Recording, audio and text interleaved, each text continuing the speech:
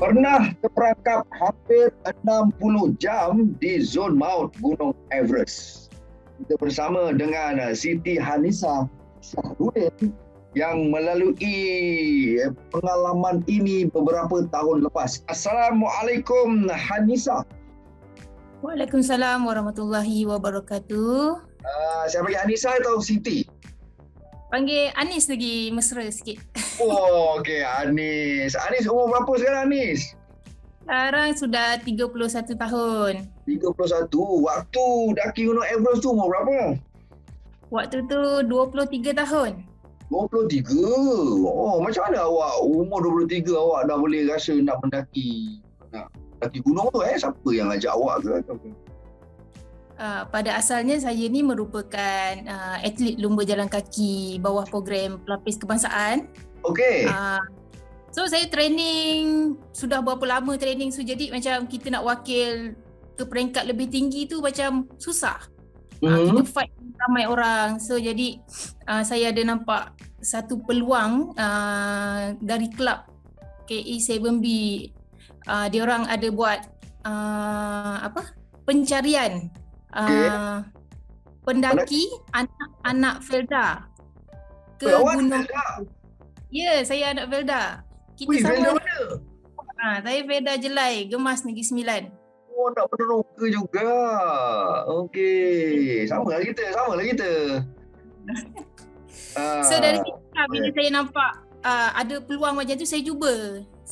Saya pergi selection. Ramai yang datang, dekat 100 lebih orang anak Felda. So kita adalah peringkat dia. Peringkat pertama kita datang selection. Lepas tu bila dah terpilih, kita pergi pula training. Lepas training dari situlah dikecil-kecil. Dari 100 orang dia ambil sampai 15 orang. Oh, ditapis lah. Ditapis. Yes, ditapis, dia hantar kita pergi training. Apa dia punya kriteria yang awak boleh terpilih tu? Kriteria dia, salah satu dia bagi kita fitness. Dia test 2.4 km. Kalau perempuan dia nak bawah 12 minit. Kalau lelaki dia nak bawah 10 minit. Tapi waktu tu saya buat 11 minit macam tu. So jadi kat situ dah layak lah. Bangga tak, saya bangga sebab saya dari Felda. Saya bangga lah bila ada wanita hebat macam awak ni dari Felda juga kan. Okey, Anis.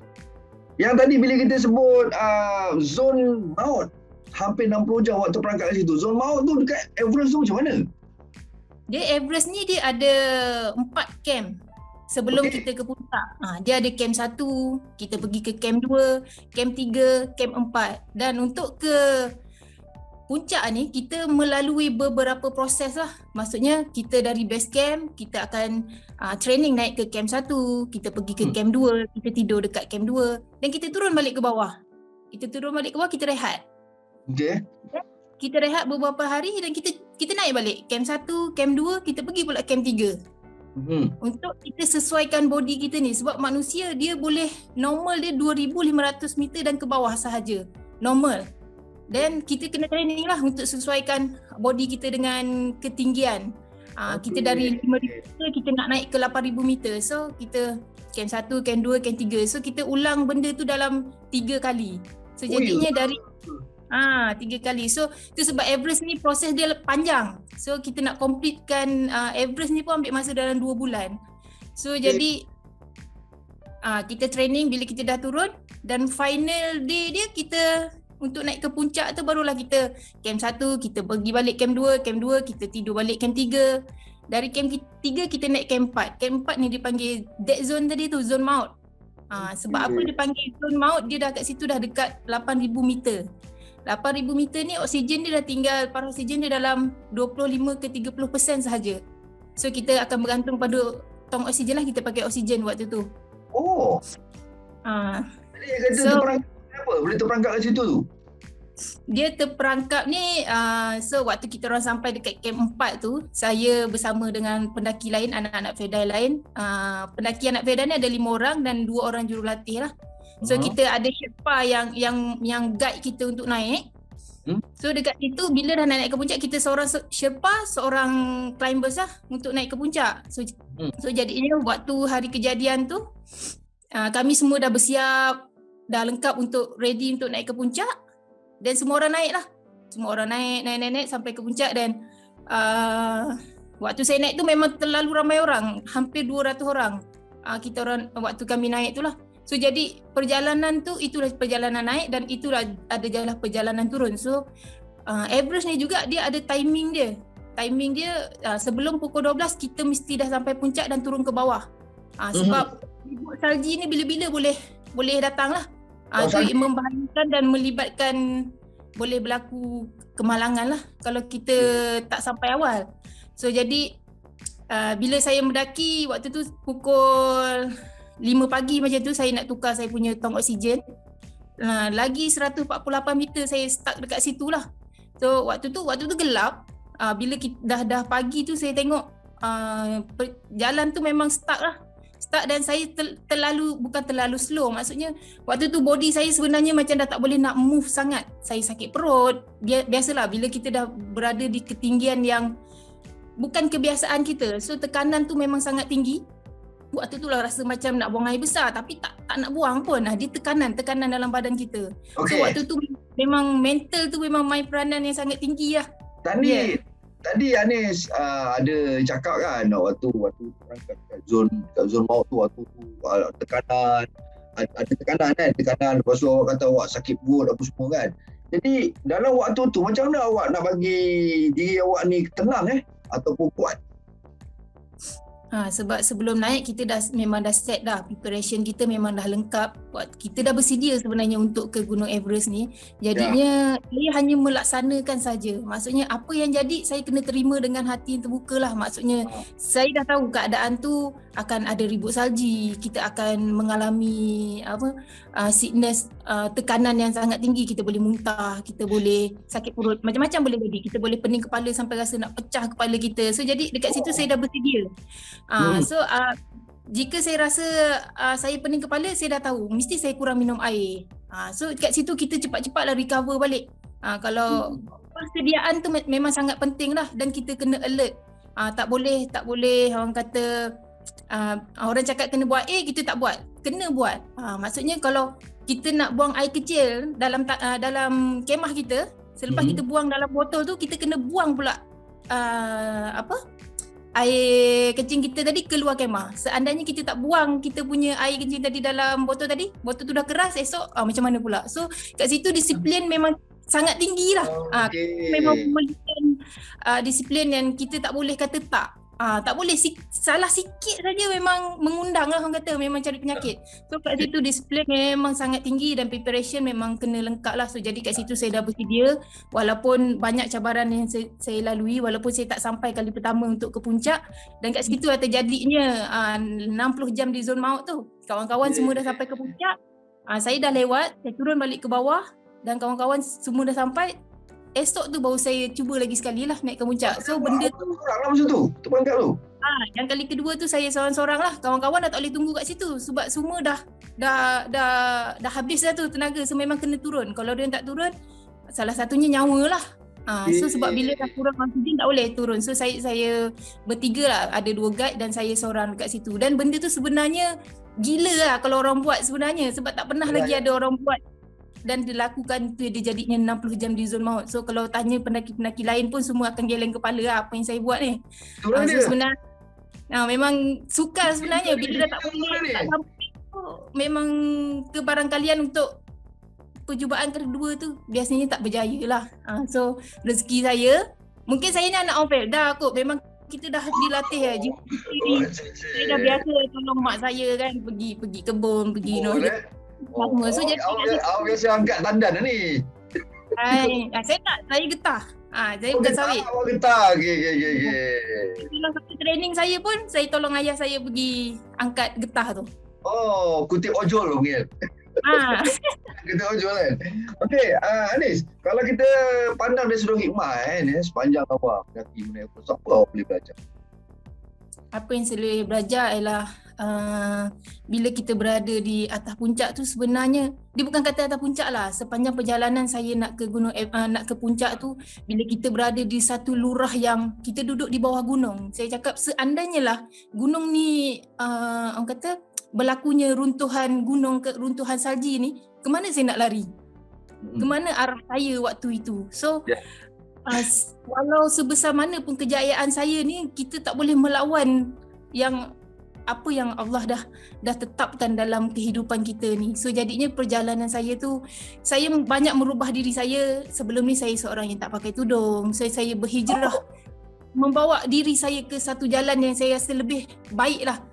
So kalau sebelum ni saya banyak macam yang tak apa-apa. So lebih kepada seorang yang jadi yang relax, seorang yang bila kita dah mengalami satu perkara yang dahsyat dalam kehidupan saya ni, saya rasa sekarang ni apa pun saya dah macam dah tak ada apalah. So apa hikmahnya ialah saya menjadi orang yang lebih baik lah untuk diri saya, untuk keluarga saya. So dekat situ banyaklah perubahan berlaku lepas awak dapat daki Gunung Everest tu, banyak perubahan yang baik berlaku lah.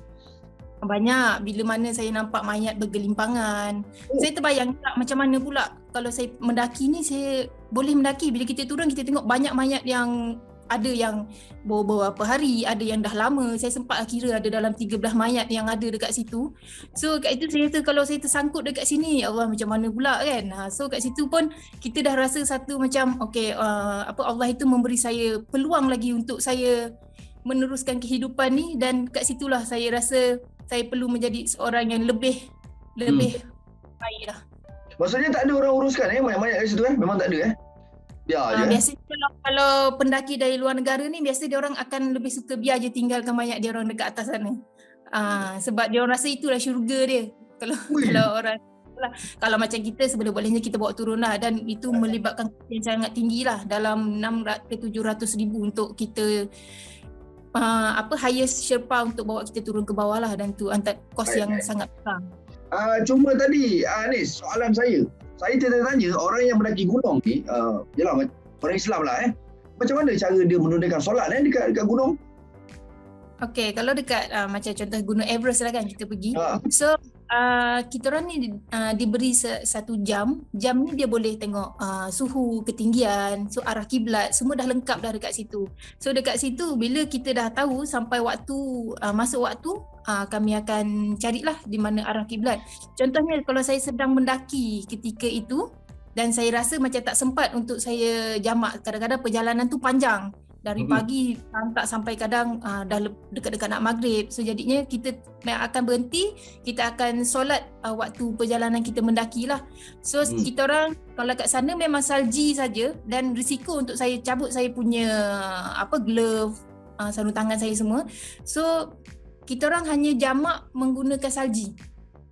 Kita jamak menggunakan salji lah, sebab itu yang paling mudah. Dan kalau kata keadaan tu memang risiko untuk saya menunaikan secara kebiasaan.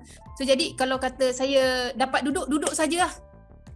Tapi yang penting kita arah ke kiblat. Kadang-kadang keadaan bentuk muka bumi atau gunung yang saya duduk tu dia tak terarah ke kiblat yang kita nak tengok. Kadang-kadang saya hanya toleh sekali ke arah kiblat dan saya duduk dalam keadaan yang selamat untuk saya lah. Kalau saya betul-betul arah menghadap kiblat tu memang boleh risiko saya boleh terjatuh. Saya boleh. So, jadi kat situ memang kita dah niatkan, kita nak solat, kita dah arah ke kiblat dan kita duduk dalam keadaan kita yang paling selamat lah untuk kita. So kat situ memang satu pengalaman yang orang kata kalau memang luar biasa lah. So memang itulah kita lalui. So kalau dalam kemah mudah lah, kita hanya duduk je, kita tak ni. Tapi kalau dalam pendakian macam itulah. So kita tak buka lah kita punya glove semua sebab kita boleh kena frostbite, tangan kita boleh jadi reput. So tak boleh lah kat situ. So salah satu caranya macam tu je lah. So macam kalau wuduk tu macam mana Kita bertayamum menggunakan salji. Oh, itu yang pengalaman yang lain tu nak ambil salji tayamum Okey. Anis. Ya. Okey, awak sebagai seorang wanita, so pagi ni sebenarnya kisah awak ni dia bagi inspirasi tau kepada kita yang pendengar tau. So apa macam mana, apa motivasi awak yang membuatkan awak nak tawan puncak Gunung Everest ni? Boleh awak kongsikan tak kepada mungkin pagi ni ada wanita yang mungkin tengah lemah ke semangat dia tu, macam mana awak nak bagi dia orang semangat? sepanjang saya menjadi seorang atlet, saya memendam satu perasaan yang untuk mencapai satu kejayaan yang besar. Lama saya pendam perasaan tu. So jadi dari situ bila saya dapat satu peluang ke Gunung Everest ni, saya memang tak chance ni memang saya gunakan sepenuhnya. Walaupun saya waktu ketika 60 jam di zon maut tu itu dah melibatkan nyawa saya rasa inilah peluang terakhir untuk saya mencuba. Saya sampai berfikir, saya kata apa pun jadi dekat diri saya waktu tu, saya kata saya kena cuba dulu. Kalau saya tak cuba, saya tak tahu. Dan risiko memang sangat tinggi dan saya kena cuba, saya cakap. Kalau tidak, saya tak tahu. Bila saya dah cuba, kita dah beat kita punya barrier, kita punya kesusahan untuk kita mencapai kejayaan tadi. Dan Alhamdulillah saya berjaya. Sebenarnya benda tu boleh kalau kita berusaha sehabis baik. Maksudnya saya rasa saya dah tak ada tenaga, tapi saya push juga diri saya untuk saya dapatkan satu kejayaan yang saya rasa memang kalau saya boleh melompat lah atas puncak tu, memang saya dah lompat dah. Tapi tak boleh kan. So saya rasa kita perlu mencuba sesuatu yang kita rasa kita perlu buat. Kita memang kena perlu buat kalau kita nak. So kat situ bila saya dapat satu peluang yang besar macam tu, memang saya tak lepaskan lah. Walaupun saya sanggup menggadaikan nyawa saya waktu tu dan saya tak kisah pun. Dan Alhamdulillah semua itu berakhir dengan kejayaan yang luar biasa lah. Alhamdulillah. So saya nak ucapkan tahniah lah kepada Anis, sebab Anis adalah salah seorang orang Malaysia, anak Felda, muda, umur 23 tahun dah dapat tawan Everest dah. Jadi alhamdulillah, semoga kisah Anis ni dapat memberi inspirasi kepada kita yang tengah lemah semangat pagi ni. Dengar cerita Anis ni terus rasa macam, aku pun boleh buat lah. Kan, kena terus semangat insya-Allah. Kalau ada usaha, ni kita ada tawakal, insya-Allah kita berjaya. Anis, tahniah Anis. Okey, terima kasih. Insya-Allah, jumpa lagi. Salam keluarga semua ya. Ya. Bye-bye. Assalamualaikum. Waalaikumsalam.